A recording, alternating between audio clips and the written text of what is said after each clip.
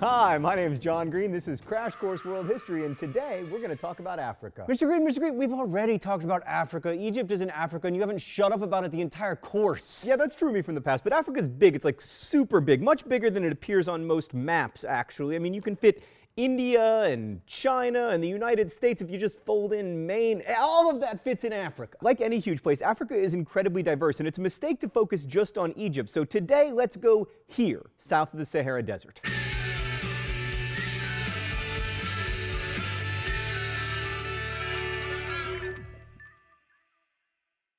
First, let's turn to written records. Oh, right, we don't have very many, at least not written by sub-Saharan Africans. Much of African history was preserved via oral rather than written tradition. These days, we tend to think of writing as the most accurate and reliable form of description, but then again, we do live in a print-based culture. And we've already said that writing is one of the markers of civilization, implying that people who don't use writing aren't civilized, a prejudice that has been applied over and over again to Africa. But one, if you need evidence that it's possible to produce amazing literary artifacts without the benefit of writing, let me direct your attention to the Iliad and the Odyssey, which were composed and memorized by poets for centuries before anyone ever wrote them down. And two, no less an authority than Plato said that writing destroys human memory by alleviating the need to remember anything. And three, you think oral tradition is uncivilized, but here you are listening to me talk. But we do have a lot of interesting records for some African histories, including the legendary tale of Mansa Musa. By legendary, I mean some of it probably isn't true, but it sure is important. Let's go to the thought bubble. So there was this king, Mansa Musa, who ruled the West African empire of Mali, and in 1324-ish, he left his home and made the Hajj, the pilgrimage to Mecca.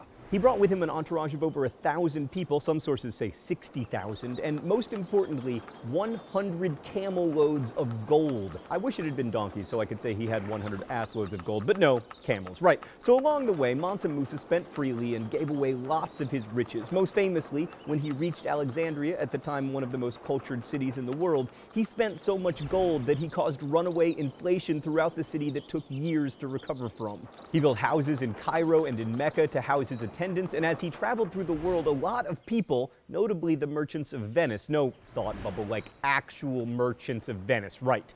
They saw him in Alexandria and returned to Italy with tales of Mansa Musa's ridiculous wealth, which helped create the myth in the minds of Europeans that West Africa was a land of gold, an El Dorado, the kind of place you'd like to visit, and maybe, you know, in 5 centuries or so, begin to pillage. Thanks, Thought Bubble. So what's so important about the story of Mansa Musa? Well, first, it tells us that there were African kingdoms ruled by fabulously wealthy African kings, which undermines one of the many stereotypes about Africa, that its people were poor and lived in tribes ruled by chiefs and witch doctors. Also, since Mansa Musa was making the Hajj, we know that he was A, Muslim, and B, relatively devout. And this tells us that Africa, or at least Western Africa, was much more connected to the parts of the world we've been talking about than we generally are led to believe. Mansa Musa knew all about the places he was going before he got there, and after his visits, the rest of the Mediterranean world was sure interested in finding out more about his homeland. Mansa Musa's pilgrimage also brings up a lot of questions about West Africa, namely, what did his kingdom look like and how did he come to convert to Islam?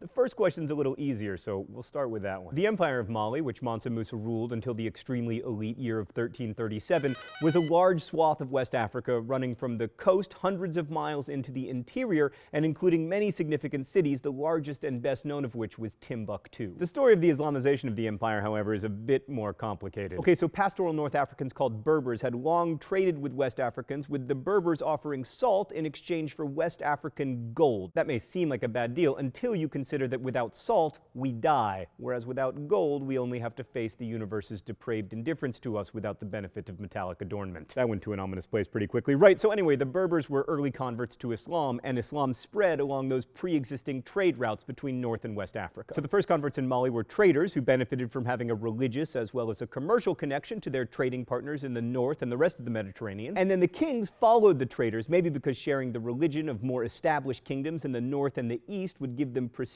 not to mention access to scholars and administrators who could help them cement their power. So Islam became the religion of the elites in West Africa, which meant that Muslim kings were trying to extend their power over largely non-Muslim populations which worshipped traditional African gods and spirits. In order not to seem too foreign, these African Muslim kings would often blend traditional religion with Islam, like, for instance, giving women more equality than was seen in Islam's birthplace. Anyway, the first kings we have a record of adopting Islam were from Ghana, which was probably the first empire in West Africa, and it really took off around the 11th century. As with all empires and also everything else, Ghana rose and then fell and was replaced by Mali. And the kings of Mali, especially Mansa Musa, but also Mansa Suleiman, his successor, tried to increase the knowledge and practice of Islam in their territory. So for example, when Mansa Musa returned from his Hajj, he brought back scholars and architects to build mosques. And the reason we know a lot about Mali is because it was visited by Ibn Battuta, the Moroccan cleric and scholar who kind of had the best life ever. He was particularly fascinated by gender roles in the Malian Empire and by Malian women, writing, "They are extremely beautiful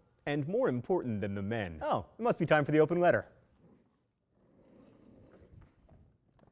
An open letter to Ibn Battuta. I wonder what's in the secret compartment today. Oh, appears to be some kind of fake beard. Movie magic! Stan, why did you do this to me? Dear Ibn Battuta, bro, I love Twitter and my Xbox and Hawaiian pizza, but if I had to go into the past and live anyone's life, it would be yours. Because you were this outlandishly learned scholar who managed to parlay your knowledge of Islam into the greatest road trip in history. You went from Mali to Constantinople to India to Russia to Indonesia. You were probably the most well-traveled person before the invention of the steam engine. And everywhere you went, you were treated like a king, and then you went home and you wrote a really famous book called The Real that people still read today, and also you could grow a real beard, and I'm jealous.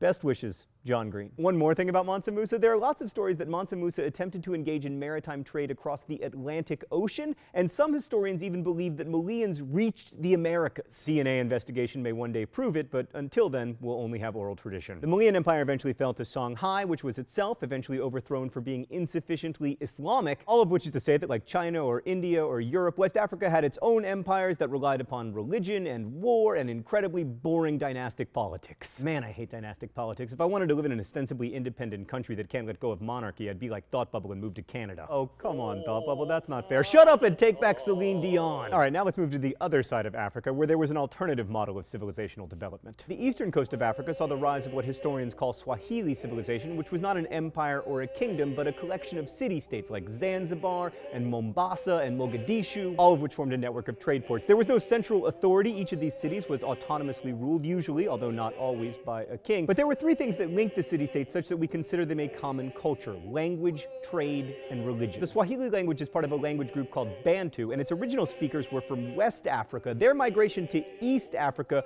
changed not only the linguistic traditions of Africa, but everything else, because they brought with them ironwork and agriculture. Until then, most of the people living in the East had been hunter-gatherers or herders, but once introduced, agriculture took hold, as it almost always does, unless, wait for it, you're the Mongols.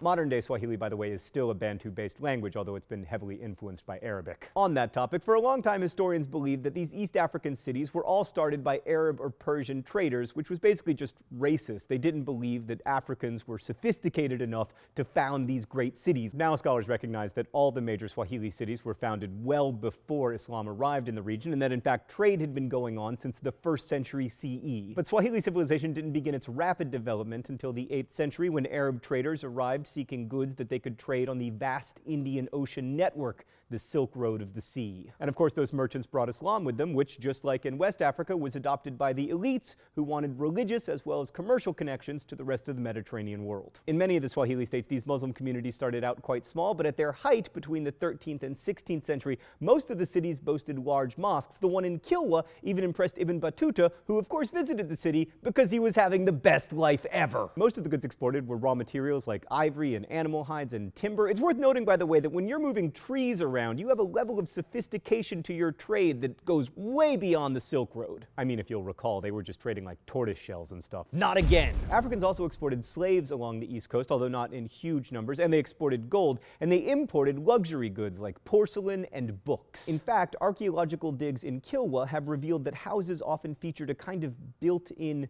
bookshelf.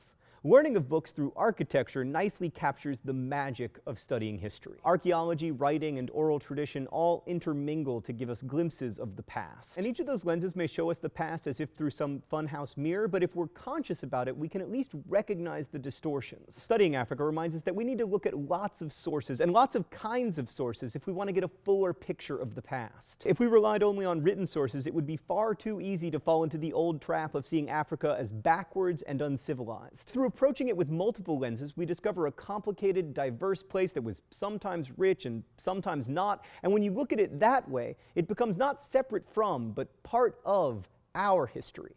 Thanks for watching. I'll see you next week.